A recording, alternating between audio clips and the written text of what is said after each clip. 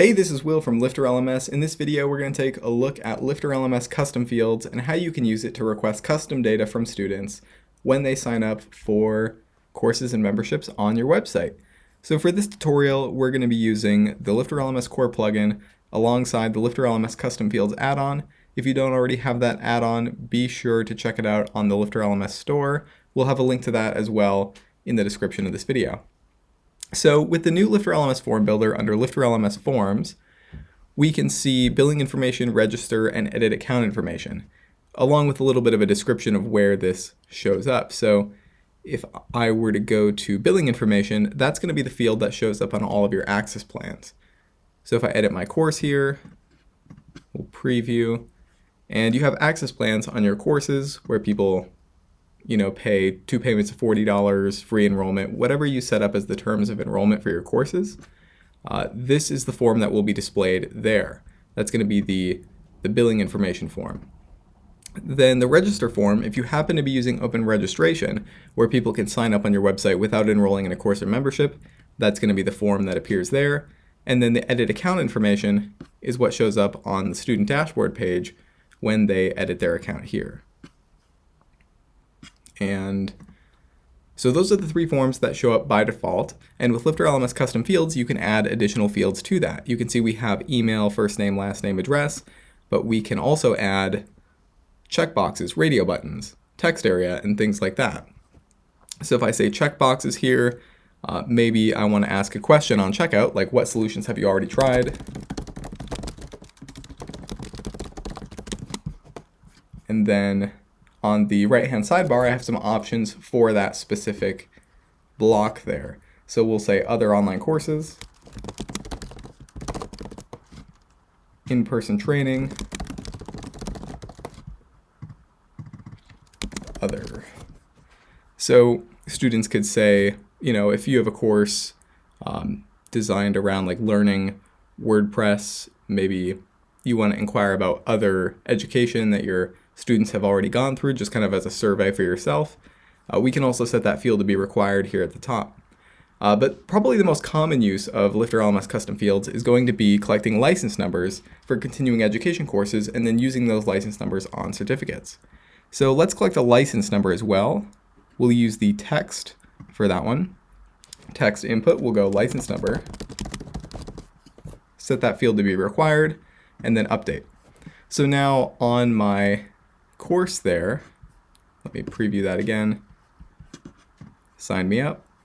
We now have my 2 custom fields that I just added to my checkout form, and this is going to appear on all of my checkout forms. So if you wanted to create specific forms per course, we'll dive into how you can do that as well. But let's just first do an example with the license number so we can see where that data goes after I submit it in my checkout form.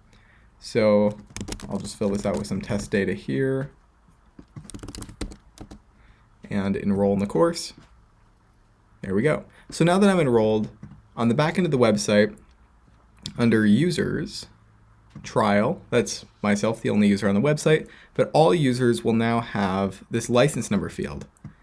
And this is where you can edit their license number if you need to, or see the data that students submit there. And another thing you will probably want to do if you're setting up forms with data that needs to be updated, like a license number, you might want to allow them to update that on their edit account area. So what we'd want to do is add this to a reusable block. Then we could give it a name over here, license number, and then update that. And the reason we want to use a reusable block is so that we can add this to my edit account information as well. So if I go edit account, I want to make sure I have my license number on here as well. So we'll go reusable, license number, update. And so now when students go to their edit account area, they'll also have the ability to update their license number. So now let's dive into adding custom forms. So if I go to LifterLMS forms, with the custom fields add-on enabled, I have this option for add new form here at the top. And if I click on that, it will generate me a blank form. So this would be used if you want to have a course specific form. So maybe I have like a private coaching course,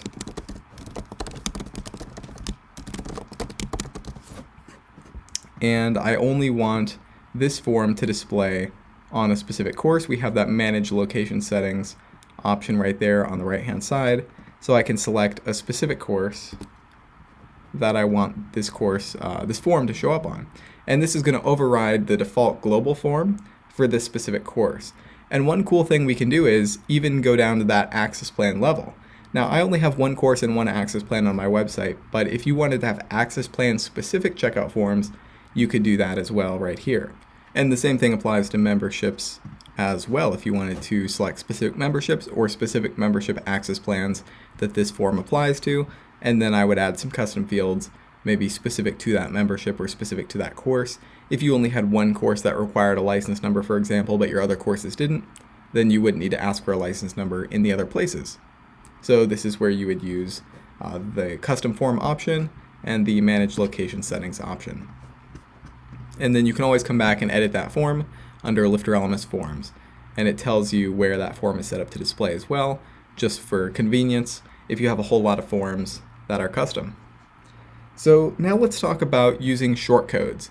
So now that we've created a license number, I can use shortcodes to display custom information that people submit on pages anywhere on your website. It could be a page, it could be a certificate, it could be an email. So if I have, maybe the student dashboard page would be a good example of this. So let me go to Pages, Dashboard, and if I wanted to maybe put a paragraph block here that says hi, first name. So on any block, I think currently this is only on the paragraph block, but there's this little arrow that has a shortcodes option now from LifterLMS. So if I click on that, I have all of these shortcodes I can use, like first name, last name, display name, license number. I'm going to use the first name in this example. Insert that shortcode. So this would be an example where you want to say, hi Will to the student when they view the dashboard page when they're logged in. So you can now do that just with LifterLMS custom fields out of the box, and there's all kinds of cool things you can do with this. Let's take a look at the license number, for example. If I wanted to maybe have my shortcode license number, here's the shortcode for that one, I could put this on a certificate. So if I head to LifterLMS engagement certificates and add a certificate, I could say, congratulations, student has completed the Quick Start course. And then we could use the first name, last name. I think we're going to update these merge codes a little bit, but these old merge codes on certificates, I'll use kind of a mix of both of these just for the example so we can see. Let's paste in my shortcode. Congrats, first name, last name, has completed the Quick Start course. And then center align this.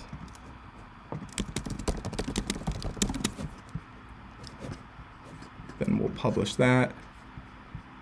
View certificate. And so, of course, you can see you can customize the design of the certificate a lot, but just kind of as a basic example, we can see Will Test, which is my name on the site here, has completed the Quick Start course, and this is my license number is what I typed into that box there. So now you can use these shortcodes on certificates, in emails, on pages for any data that you collect there. So that's kind of the main example of what I think people will use custom fields for, but let us know in the comments below what you plan to use custom fields for. There's all kinds of options in our documentation. We didn't go through every example in the video. We mostly covered the text option as a custom field, but there are a lot more like radio buttons, drop downs, all kinds of things you can do here, like phone numbers, emails, like additional emails. If you have like an employer email or something like that, you could ask for that kind of stuff as well. But yeah, let us know what you're planning on using custom fields for in the comments below this video. This has been Will Middleton from LifterLMS.